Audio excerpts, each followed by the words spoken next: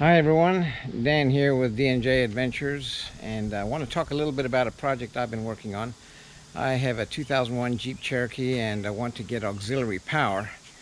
I don't want to give up the air intake on the front of the Jeep, so looking at a way of putting the battery in the back end, and I would like to have it solar charged.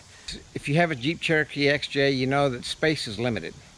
So what I'm looking for is a compact 12 volt low cycle battery and charge controller, power inverter, and solar panel, all that fits comfortably inside the 2001 Jeep Cherokee. So I've been exploring some options, and today I want to unbox a Thunderbolt 25 watt solar panel and see if it makes any improvements on the solution that I've been working on testing. Please subscribe to this channel and click like below and share this video. Keep coming back for more updates as this project goes forward and I get this installed in the Cherokee. In the current setup, I've got this 20 watt solar panel that I picked up at Harbor Freight several years ago. A 30 amp hour deep cycle battery, and this charge controller that I picked up on Amazon, which is actually a pretty decent charge controller, and I'll give some detailed instructions later on how to operate this thing. The problem is, as you can see right now, pretty decent sunlight. It is a bit cloudy, so you'll see some fluctuation, but right now I'm only pulling out 0.4 amps from this panel. And if you look at the back of the panel is rated at 1.3 amps, up to 20 watts of solar power, and I should be getting 1.3 amps out of this one. So unfortunately, what I'm getting is way below the specs on this. So now what I'd like to do is take a look at this. I just picked this up at Harbor Freight. This is a 25 watt 12 volt solar panel. So that means I should be getting just over 2 amps of solar power coming out of this. And it's a fairly compact unit. It's got a plastic frame around it as opposed to the aluminum frame on this older unit that I've been using. I think it may be a better solution, especially if I can get the current out of the thing. I've had this battery on here. My goal is to never have to plug a charger into the battery and just let it charge by itself all the time using solar power. So this battery had been pretty much depleted, and it's now, in fact, it was 0 bars on the strength of the battery, and now after several days it is on the 3 bars, and as you can see, it's at 12.3 volts. So it's moving up. It was somewhere in the neighborhood of 10.8 when I started charging it. But I'm getting 0.4 amps, which is not good. I started at 0 amp hours available charge to use, and now am currently at 19 amp hours. This is a 35 amp hour battery, so I would expect that number should be creeping up when this thing is fully charged, close to the 30 amp hour range, somewhere in that neighborhood.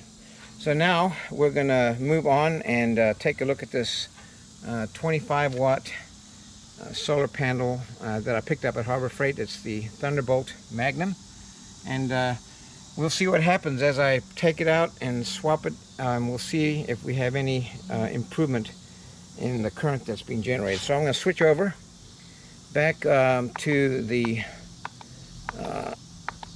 input amperage.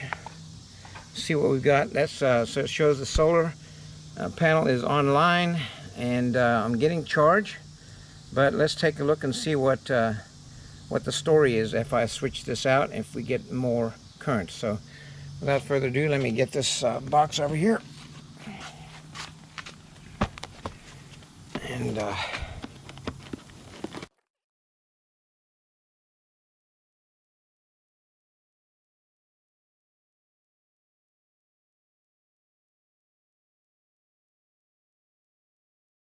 One interesting feature I noticed immediately off the bat is that it has an LED indicator showing that it's receiving power, which is kind of a nice feature. And as you see, the connector is pretty much identical to the connector that I've been using on the other panel. Now the question is whether or not simply swapping out this panel real time will yield an increase in the current that I'm receiving from the solar panel. So I'm just going to set these guys up. The question is whether unplugging this old panel, and off the bat here, cracked. Okay, this panel has a crack in it, so this one, I'm not going to keep this one.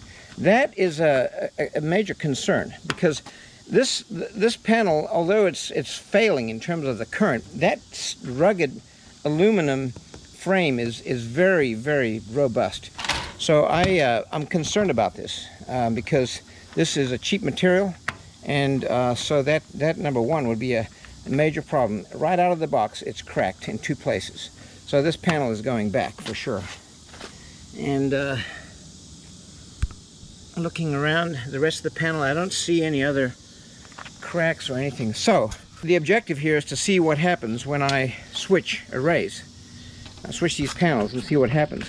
So I'm going to unplug this the old panel. Now you'll see the voltage has gone down to 0, and now I'm going to plug in the new panel and see what happens. Well, the voltage has gone up to 0.7 for a few minutes, few seconds, and then went down to 0.5. Very disappointing. Now I'm going to step out of the way. I'm standing in front of it, so, and we also have a little bit of cloud cover here. But I would expect close to 2 amps coming out of this thing.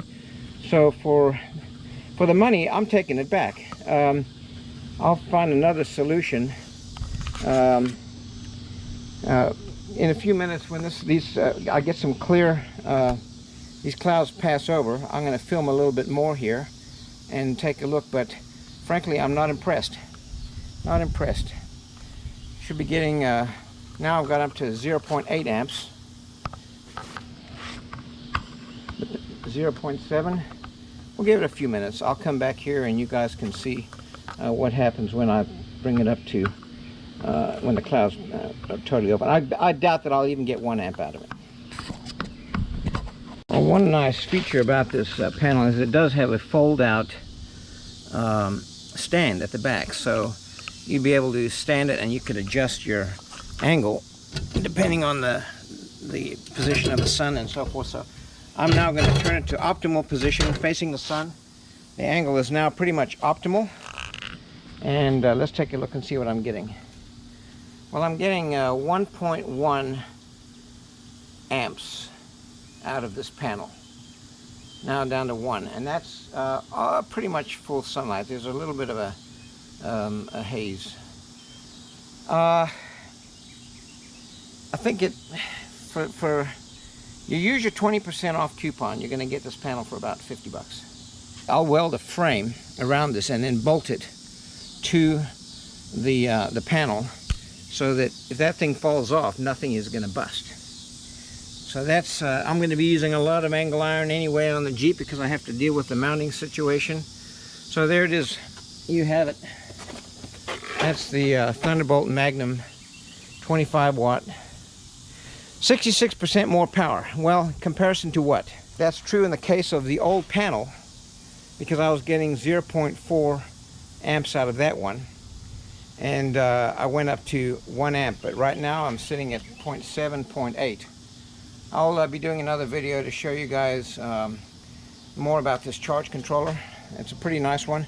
This one's going to go in the Jeep along with the deep cycle battery, 35 amp hours. I'm expecting this solution to work standalone, so I want to be able to charge it at any time I'm out with the Jeep, and be able to use it anytime. I'm actually really starting to like this panel.